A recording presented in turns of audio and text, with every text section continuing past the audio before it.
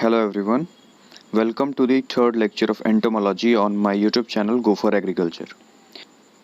तो गाइस अभी तक के लेक्चर में हमने इंसेक्ट्स के जनरल कैरेक्टर्स, उसके एक्सोस्केलेटन और उसके एंडोस्केलेटन के बारे में पढ़ लिया है। तो जो मैंने लास्ट लेक्चर अपनी ली थी सेकंड लेक्चर, उसमें बताया था कि इंसेक्ट के एक्सोस्केलेटन क्या होता है और उसका एंडोस्केलेटन क्या होता है। तो जब हम एक्सोस्केलेटन पढ़ रहे थे उसमें मैंने क्यूटिकल और एपिडर्मिस के बारे में बताया था। तो क्यूटिकल्स में कुछ एग्जिट्स होते हैं, किस लिए? उनके सिक्रीशन के लिए, बॉडी सिक्रीशन जो होता है वो बाहर निकलता है। तो जो क्यूटिकल लेयर होता है उसमें बहुत सारे ग्लैंड्स पाए जाते हैं। डिफरेंट इंसेक्ट्स में वो जो ग्लैंड्स हैं अलग अलग तरीके से मॉडिफाई हुए रहते हैं। जैसे अगर हम बात करें हनी बी के केस में, तो हनी बी के केस में पाया जाता है वैक्स ग्लैंड।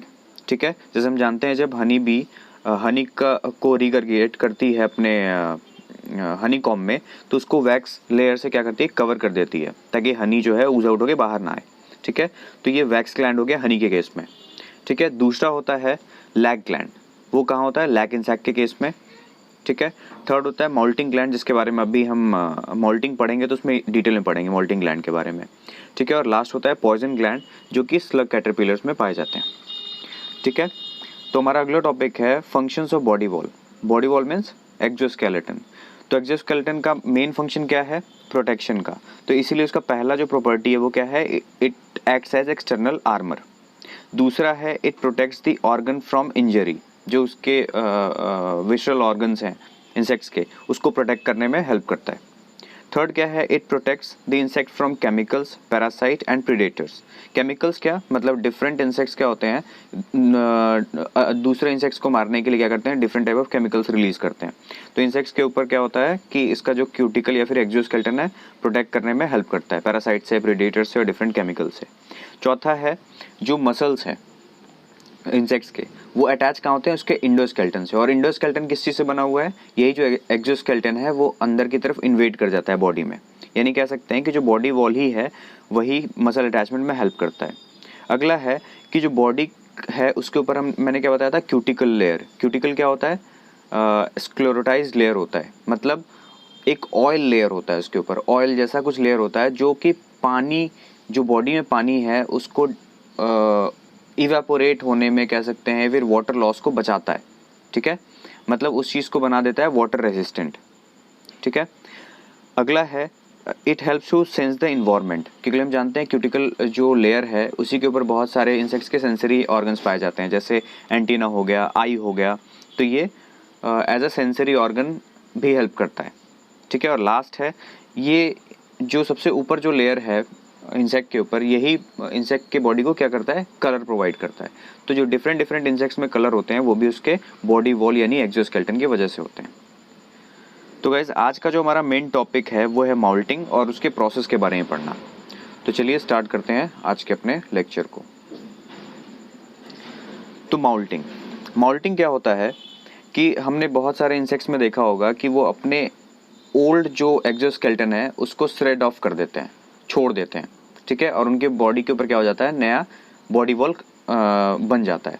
ठीक है, तो इसको अगर हम साइंटिफिक डेफिनेशन में बोलें तो it is a periodic process of shredding of old cuticle and the formation of new cuticle. तो ध्यान रखना, माउल्टिंग में सिर्फ ये नहीं होता कि इंसेक्ट अपने एक्सोक्यूटिकल को और एपिक्यूटिकल को निकाल देता है।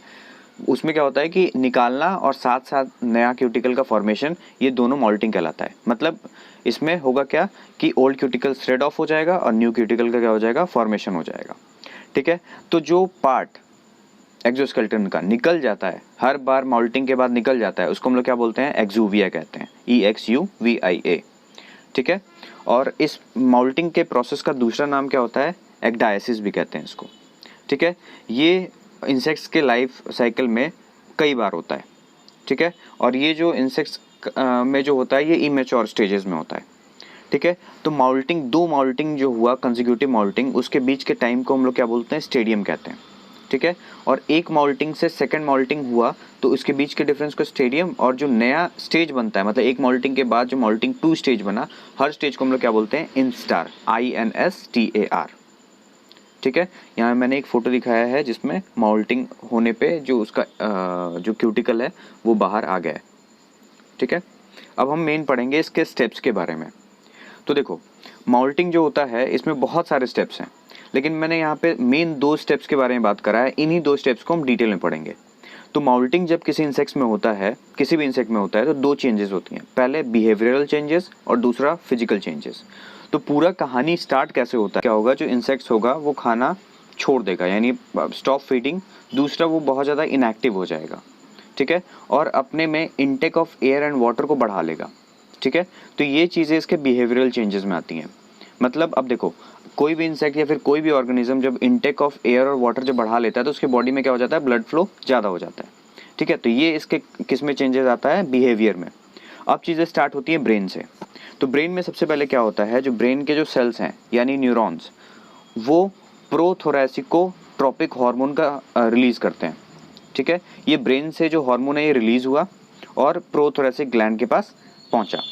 ये प्रोथोरेसिक ग्लैंड के पास पहुंचने के बाद इस ग्लैंड को एक्टिव कर देता है। प्रोथोरेसिक ग्लैंड कहाँ होता है, उसके थोरैक्स रीजन के एंटेरियर पार्ट पे, ठीक है। जब ये ग्लैंड जो है एक्टिव हो जाएगा तो ये माउल्टिंग हार्मोन को सिक्रीट करेगा। माउल्टिंग हार्मोन का भी हम एग्जांपल देखेंगे, एक वीडियो में है, इसी में मैं आगे जब कंटिन्यू करूंगा तो बताऊंगा, ठीक है। अभी जो माउल्टिंग हार्मोन है जो कि प्रोथोरेसिक ग्लैंड से सिक्रीट हुआ है, वो जाएगा एपिडर्मल सेल्स यानी जो क्यूटिकल के नीचे सेल्स होता है उनके पास, और उसको एक्टिवेट कर देगा, जो कि सिक्रीट करती है माउल्टिंग जेल या फिर फ्लूइड, जो कि आगे का पूरा माउल्टिंग का प्रोसेस कंटिन्यू करता है, ठीक है। तो हम एक एक स्टेप को तरीके से पढ़ेंगे। तो बस ध्यान रखना, माउल्टिंग में 2 स्टेप है, एक बिहेवियरल चेंजेस का और दूसरा फिजिकल चेंजेस का। तो बिहेवियरल चेंजेस तो कहाँ तक ये चीज़ें मैंने बताई कि वो intake of air and water करेगा ज़्यादा, जिसकी वजह से उसका ब्लड फ्लो जो होगा, यानी ब्लड नहीं कह सकते, हीमोलिम्फ जो होगा उसमें प्रेशर बढ़ जाएगा, ठीक है। अब बात करते हैं इसके फिजिकल चेंजेस पे।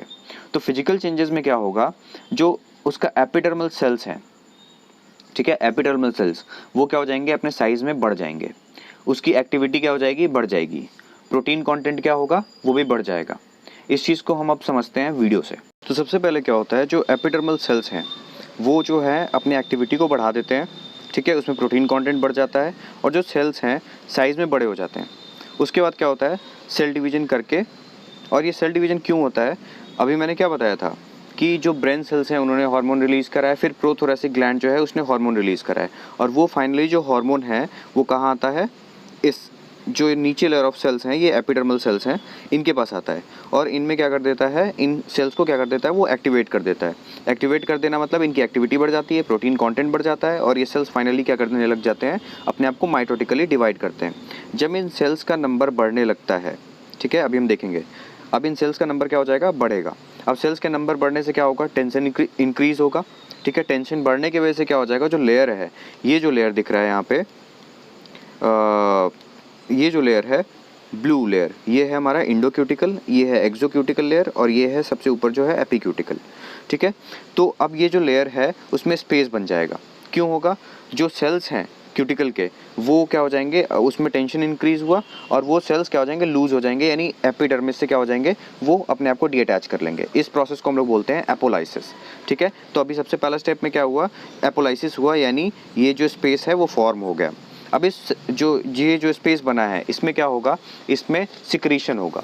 किस चीज़ का सिक्रीशन, इस स्पेस को हम लोग बोलते हैं सब क्यूटिकुलर स्पेस। इस स्पेस में क्या होगा, माउल्टिंग जेल का सिक्रीशन होगा। माउल्टिंग जेल क्या होता है, ये एंजाइम में रीच होते हैं। किस तरीके के एंजाइम में, काइटिनेज, प्रोटीनेज, ये क्या करेंगे, डाइजेस्ट करेंगे, क्यूटिकल को डाइजेस्ट करेंगे। क्योंकि ये जो क्यूटिकल का जो इंडो क्यूटिकल लेयर है वो किस चीज़ में रीच होता है, मैंने बताया था काइटिन में होता है, ठीक है। तो उसको कौन डाइजेस्ट करेगा, काइटिनेज एंजाइम, ठीक है। वैसे ही डिफरेंट प्रोटीन्स को ये डाइजेस्ट करेगा। तो इसमें आगे देखते हैं कि अभी जो माउल्टिंग जेल जो सिक्रीट हुआ है वो, ये जो माउल्टिंग जेल जो सिक्रीट हुआ है, माउल्टिंग फ्लूइड, ये क्या करेगा, ये वाले ब्लू वाले लेयर को क्या करेगा, डाइजेस्ट कर देगा। अब इसके डाइजेस्ट होने के बाद क्या होगा, ये जो स्पेस है और इस स्पेस में जो फ्लूइड है वो बाकी रीएब्जॉर्ब हो जाएगा, ठीक है।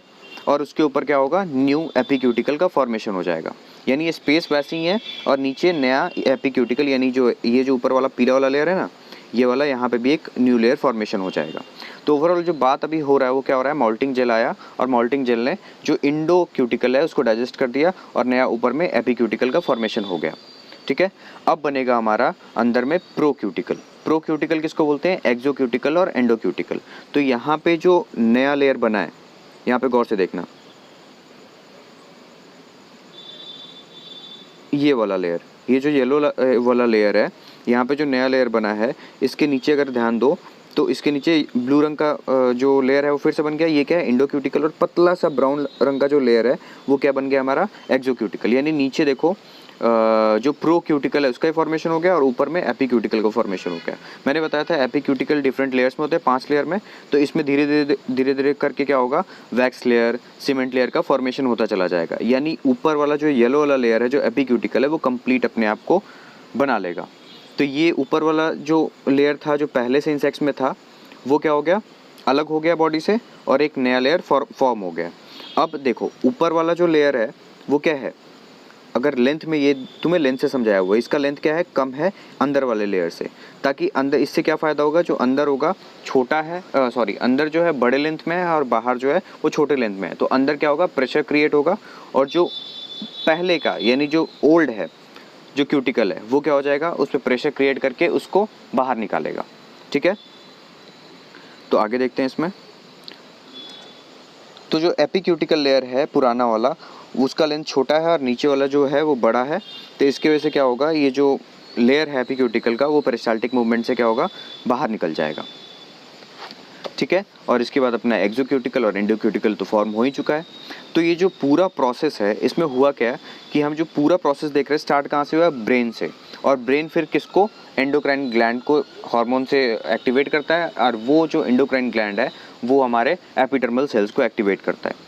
तो लास्ट चीज़ इसमें ध्यान रखना कि जो एपिक्यूटिकल है और एक्सोक्यूटिकल है वो ब्लू वाले लेयर को छोड़ के, उन दोनों को छोड़ के मैं बात कर रहा हूँ, ब्लू वाले लेयर को छोड़ के मैं बात कर रहा हूँ। जो एपिक्यूटिकल है और जो एक्सोक्यूटिकल है यही सिर्फ रिमूव आउट होता है। इंडोक्यूटिकल जो क्यूटिकल का जो लेयर है वो डाइजेस्ट हो जाता है माउल्टिंग फ्लूइड के द्वारा। ठीक है, तो ये जो पूरा इवेंट है ब्रेन से स्टार्ट होता है और एंड कहाँ हो जाता है, माउल्टिंग फ्लूइड पे, जो आके फाइनली डाइजेस्ट करता है और जो एपिडर्मल सेल्स हैं वो न्यू क्यूटिकल का फॉर्मेशन कर देते हैं। ठीक है, तो आज के लिए इतना ही। आई होप ये लेक्चर समझ में आया होगा। Till then stay tuned. किसी को भी इस लेक्चर के बारे में कुछ पूछना है तो मुझे मेरे इंस्टाग्राम चैनल पर मैसेज कर सकता है और इस वीडियो के कमेंट सेक्शन में भी तुम पूछ सकते हो।